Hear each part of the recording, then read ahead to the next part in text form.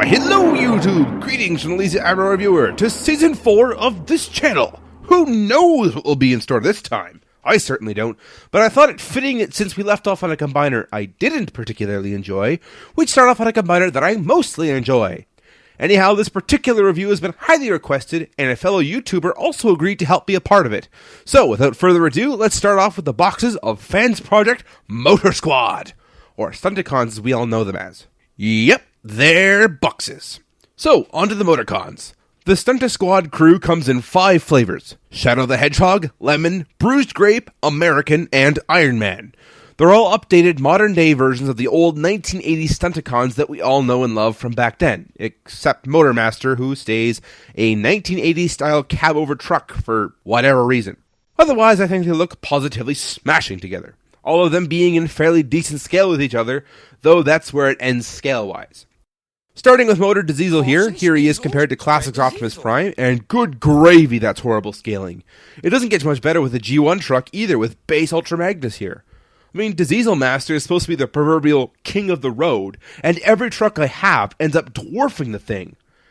Man, I really wish this thing was big. Motor Apprentice is fine. So if that was the case with the truck, does it fare any better with the cars? Because, well, to be fair, I do think in some regards the cars are a hair too big on Motor Padawan, so perhaps the thing will be okay. Brake Crash versus Masterpiece Sideswipe? Nope. Dead Chance versus Generations Wheeljack? Nope. Wildbone versus G1 Jazz? Still nothing. The closest thing you're going to get is a G1 vehicle, and even then, it shouldn't be this big compared to the Stuntisquadians.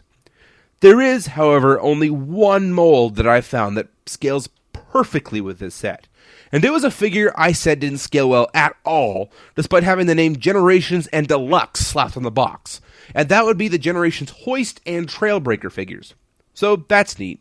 I'm glad I finally found some Autobots for the set to hang out with, and in scale and all. Although, if I'm honest, this is probably the best car scale to the Masterpiece Seekers there has been. Especially great is that they're Decepticons, which would mean... Dang, this is a tiny combiner if it were in scale with everything. Anyhow, to recap, G1, that's sorta too big. Classics Generations line is too big. And Masterpiece is way too big. Although, to be fair, Astro Train finally has someone to be in scale with. Unless we're talking train mode, in which case he will never find someone to be in good size with. So on to the individual cars. First, we have Car Crash, styled after a Lamborghini Reventon. A perfectly good choice to update the old Countach from. I quite love the color of white they have on here. It's nice and creamy colored without looking like someone sullied the plastic quality with mustard or some other yellow component. Other than that, it has repro labels applied, which are unfortunately peeling from all the moving parts. I think they're a nice addition anyhow. T-Bone then looks like a sharp, rugged Enconian, a Lamborghini concept car that looks like it came straight out of a Hot Wheels package or something. The red, I will note, has been painted by me to give it more of a blood red hue as opposed to the soft, muted red that it once was, which also means that the hinges, which were left unpainted, get to be painted. And the Decepticon symbols are also repro labels, but not from this set. Personally, I love this as it totally suits the nature of Wildrider, despite not being a Ferrari like he should be. I mean, Cardown gets the homage, but not Wildrider. The Ferrari, though, gets to go to Last Chance. Last Chance is modeled after Ferrari FXX, another prototype vehicle, just without the headlights, which is silly because I got the repro labels kit hoping that would fix the issue, and for some unknown reason, they decided headlights should go where the intakes are. Fair enough? I think this is my favorite of the vehicle modes, to be perfectly honest. Even with the lack of headlights, the colors are awesome, and I've always been partial to Ferrari most of the time. They make some amazing looking cars. To be fair though, I don't get the idea of making Dead in a Ferrari lately. Hasbro's done it, and so has Fansproject, but whatever. 3 down, the 4th one being a bit controversial to some, that being Downforce. Downforce is modeled after a Caparo T1. This car was designed to be a street legal F1 inspired car.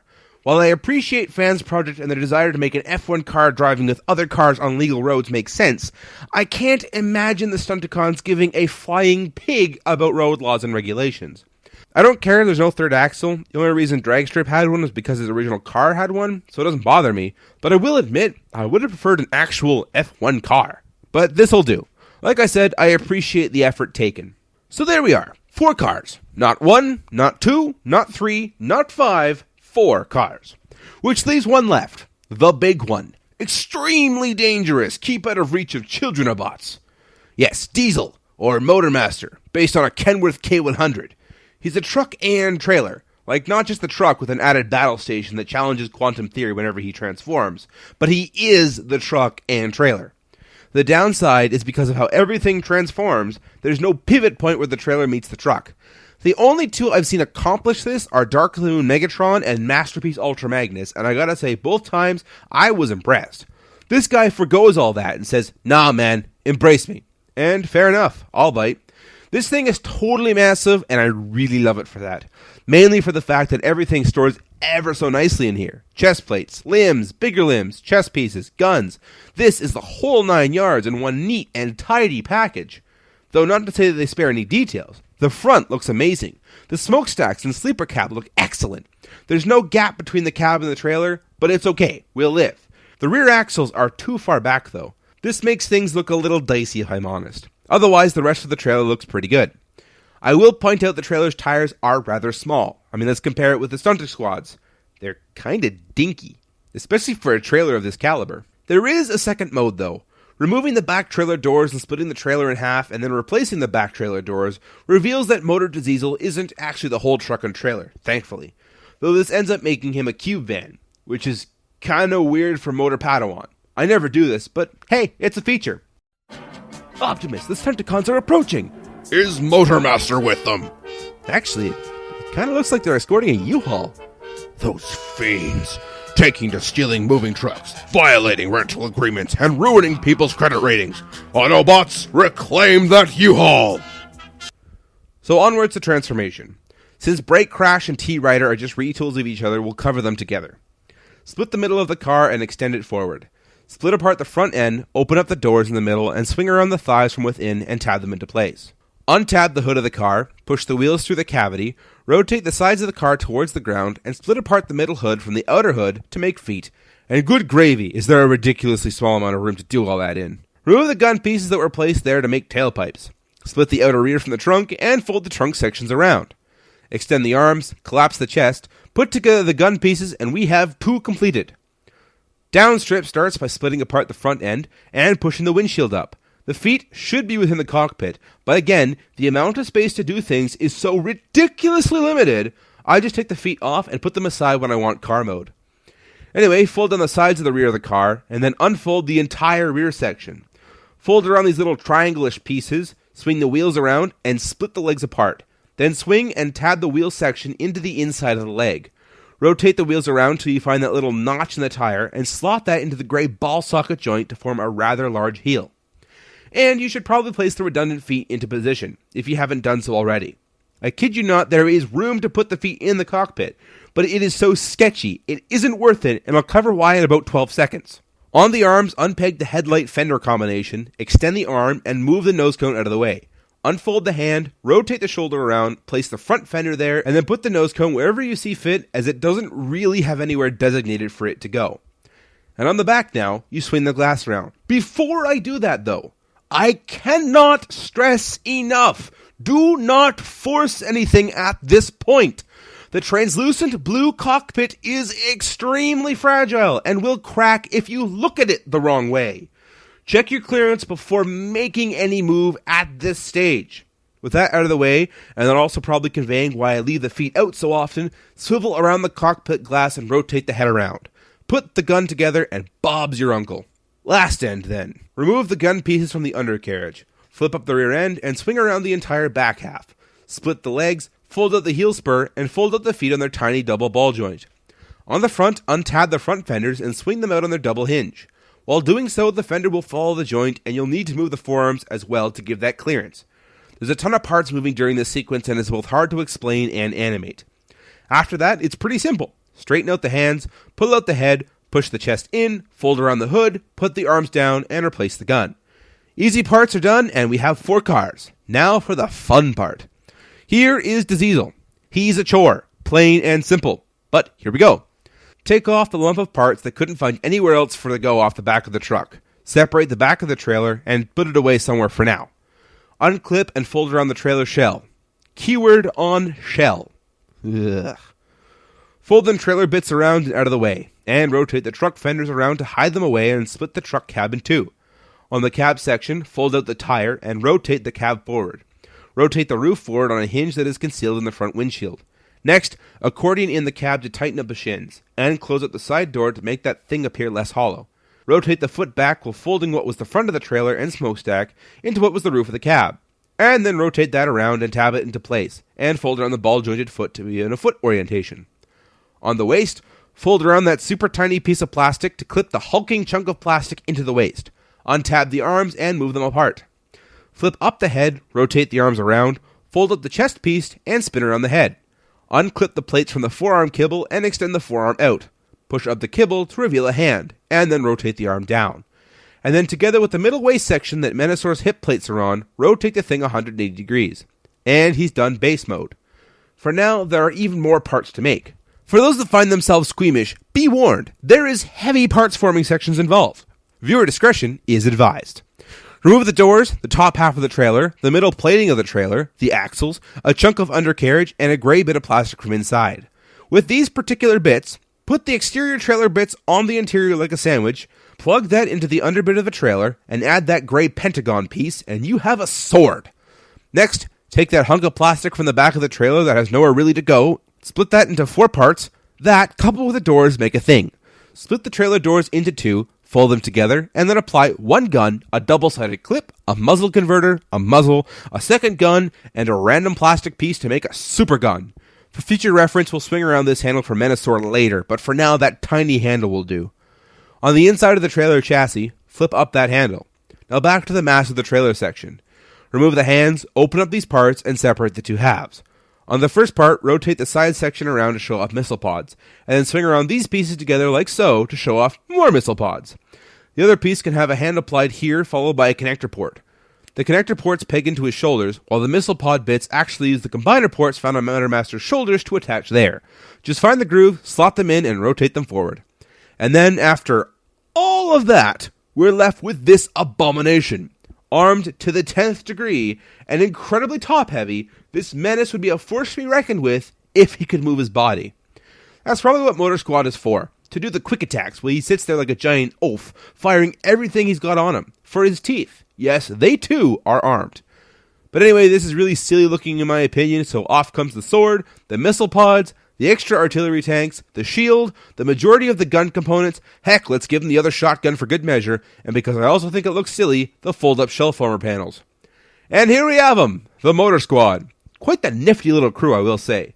All of them, again, are in good scale with each other, which makes me really appreciate the whole half a trailer becoming bot mode for Diesel. So let's take a more in-depth look at them. Breakdown, the overly paranoid one, looks pretty dang awesome. I love the white nature of the legs and the posability. While a little limited on this mold, allows him to fully express the personality this guy came with. The shape of the hands allows for the holding of the rifle with 2 hands, which is something that some of the Masterpiece line has issues with some days, despite loads more articulation points. Overall, I find he suits the idea of what Breakdown as a character was. The head sculpt is spot on. The colors are accurate, and overall, he's an amazing figure. Probably the most accurately updated robot mode. Same could probably be said for his retool, Wildrider, the insane one. Wildrider has literally all the same points on him that Breakdown has, aside from color.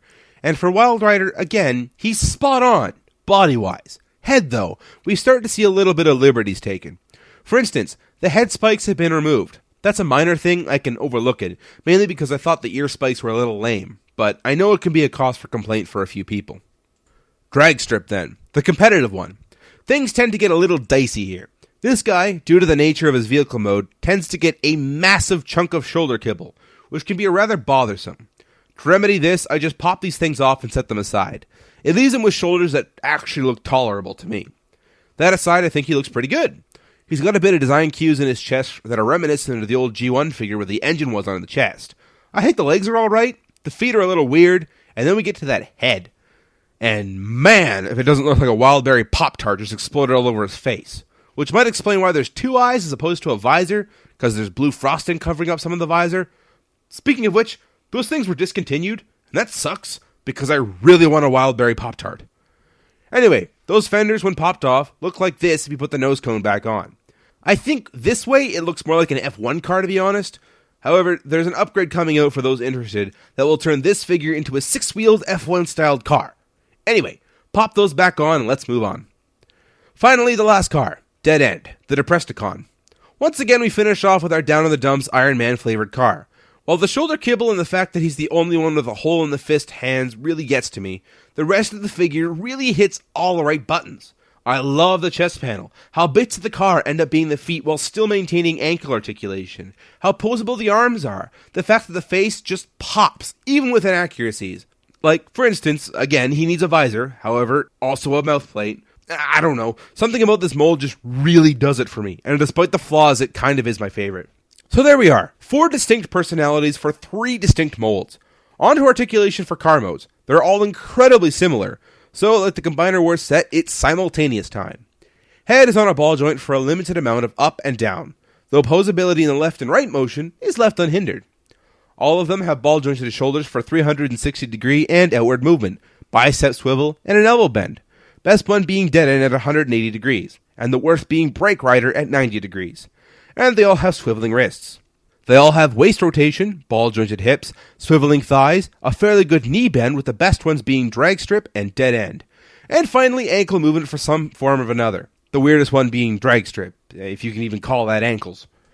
For size comparison, we have another Motorsquad figure, Masterpiece Lamborghini, Classics Wheel Tracks, and G1 Jazz. And about the only cars that they do well with are the G1 figures. Although I, for one, like the scale of the Combiner Wars aerial bots. They should be shorter than the Jets, but not too much shorter, as the cartoon had the robot modes for these figures miraculously similar in size, despite physics screaming otherwise. Since we're on that topic, here we are with Firefly, and although this by no means scales anywhere near what it should, at least it's a better scale than any other deluxe figure out there. So that's 4 cars covered. Now onto the big dude.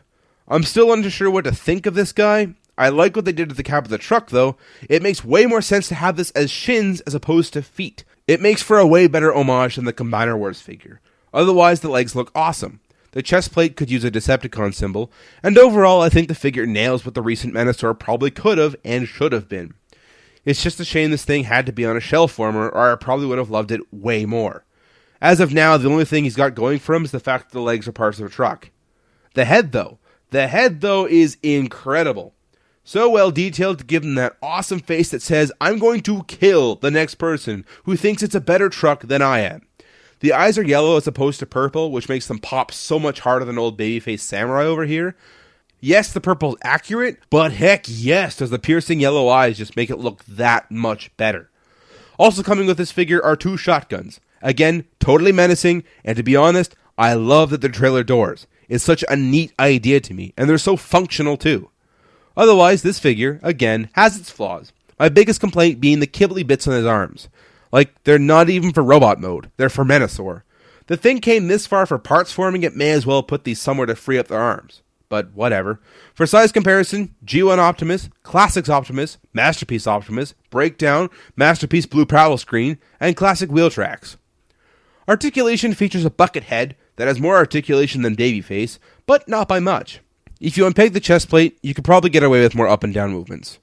Arms that look really good one way, but since the shoulders don't peg in anywhere, they tend to fall apart going the other way. But they do go out.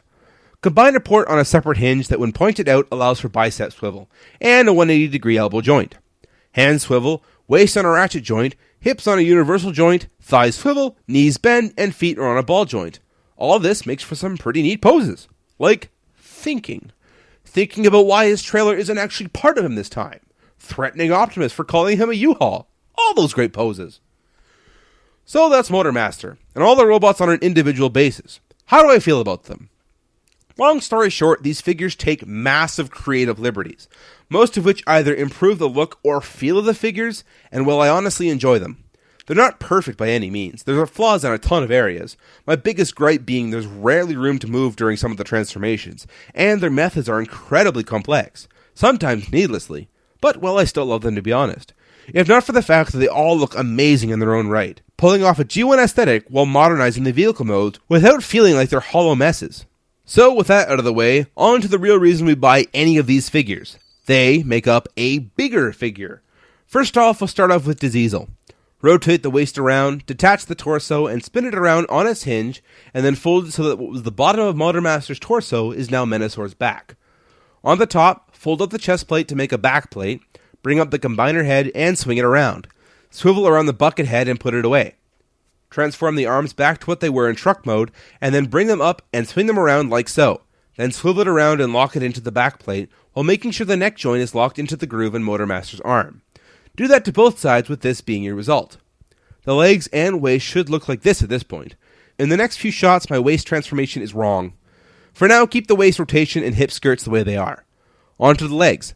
Move the ankle joint up, swing around the gray bit, ratchet out the foot, and then swing it all down so that the feet lock into the side door. Open up the little door that makes up the sleeper cab, and then swing around the entire section and clip the door into the connection socket to make a compact thigh for Menasor. If your figure looks like this, you're half right, and decided to make a fool of yourself like I have, and rotate the waist. Basically, the hip skirts and up is correct, but the front of the truck should be facing the back, so rotate the waist back around to accomplish this. Give me a break, guys. The instructions for this set keep skipping steps, and it's probably the worst set of instructions I've ever read. Man, if only this thing were simple. Complicated is good. I'll live. The trailer shell bits, by the way, they can stay on and actually end up clipping into Menasor's back to help bulk it up. The tolerances, however, are so stiff to do this that it's a little risky, and since I was keeping it all off to the side anyway, that's where it'll probably stay. So now for all this nonsense. First, remove the trailer chassis, and fold up all the tires, and then peg it into Motormaster's head to form a chest plate. Make the rifle as shown here, as well as the pieces required for the massive sword. Put the hands aside, as well as remove those extra combiner ports. From there, open this section and fold these panels up. Fold these bits together, swing up the outer sections, and then separate the pieces. Then fold up the connection pieces while straightening out the panel pieces, and then reconnect the two pieces using the two-stage ports found in the foot. Rinse and repeat, and you'll have two legs. Attach the legs to Menasor's thighs by placing the connection port into the hole and rotate it in to lock it all together. And with that, Motormaster and all surrounding parts have been complete. Now on to the cars. For Brake Rider and Wild Down, untab the back pieces and slot the 3 shin pegs into the holes on the undercarriage. That's literally it. For Drag Force and Dead Chance, leave the front of the cars alone and transform the legs. Then every car's legs has a peg somewhere on their legs for the hands to go, and the legs pop together to form an arm. On Dead End, though, the arm has 2 options. You can fill out the arms with that garbled mess of plastic that comes attached to the back of the truck. This would mean, however, that a gun would be impossible to build, so I don't bother with that, and fold the rear fenders together to close up the arm. Finally, the arm combiner ports work by taking those flappy bits and locking them into the pegs on Downforce and Last Chance, and then swing them up into the 3 holes and then lock into the figure in a similar fashion to the legs, and then... 4 cars! Not 1, not 2, not 3, not 5, 4 cars! And a truck. Alright, you little twins. Initialize combination sequence on my mark. Wait. Ready, and... so... Personality clashed! Oh, my stability. So here we have Menasor finally transformed. It takes the better part of a day to get to this point, but I gotta say, it is more than worth the wait. For those that had issues with my instructions, the steps for the legs and the torso are correct. You just have to make sure that the black sections are on the front of the thighs. If they aren't, then you have to rotate the waist as they are. Swiveling around the entire leg section won't work. Also, as a side note before I continue, this figure does have a Scramble City function, but I don't recommend it. It requires putting the hands between the feet of the Lamborghini mold and flip its chest plate up to reveal an area that the combiner point can lock into, and then the other 2 cars end up on the legs. I don't recommend this because the Lamborghini molds don't have somewhere for the flappy gray pits to lock into, and therefore fall off more frequently than not when trying to pose it, and Dead End doesn't have much clearance and ends up falling off all the time. The only one that can really do it is Drag Strip, and by that point I've lost so much interest that I don't even care anymore. Anyway, Menasor! I wholeheartedly love this combiner. While the robot modes do have their issues, I find the Gestalt itself is well worth the jumping through hoops to get here. It's imposing. It looks like a faithful, yet updated G1 combiner. Looks pretty dang awesome with the likes of Combiner Wars Superion. Looks miles ahead of Combiner Wars Menasor, even with the upgraded hands and feet.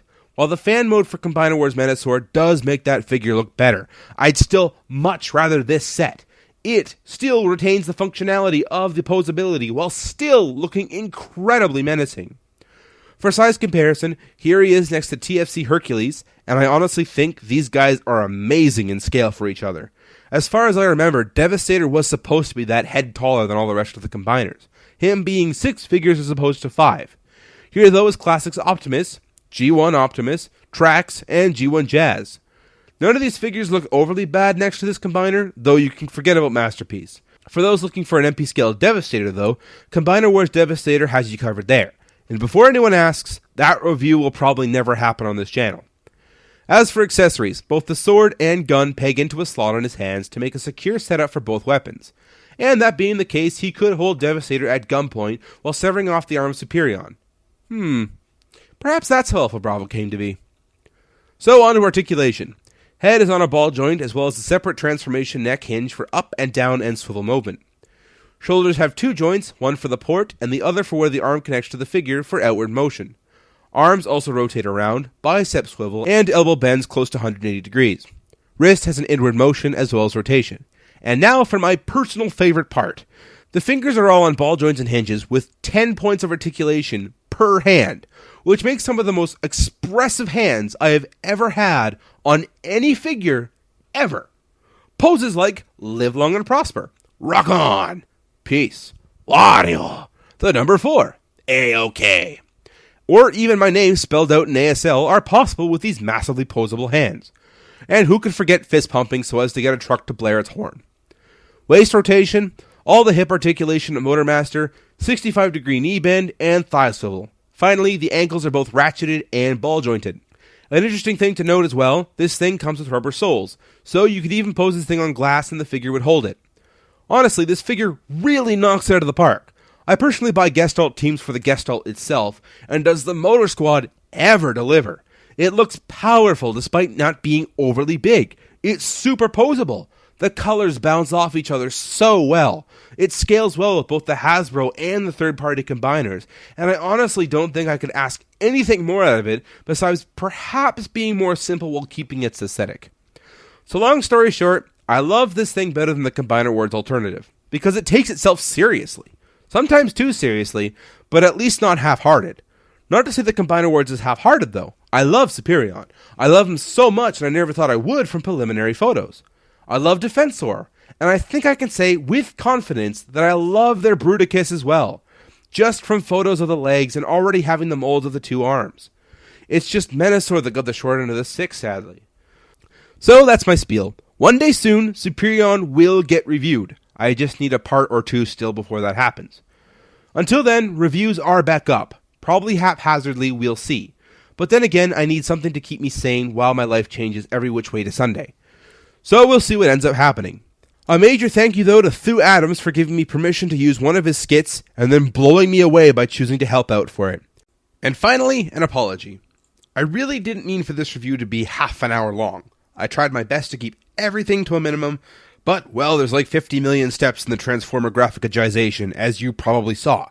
It still mystifies me how on earth I was able to get the TFC Hercules review down to about 15 minutes. Anyway, this has been the Lazy Eyebrow Reviewer. Ta-ra!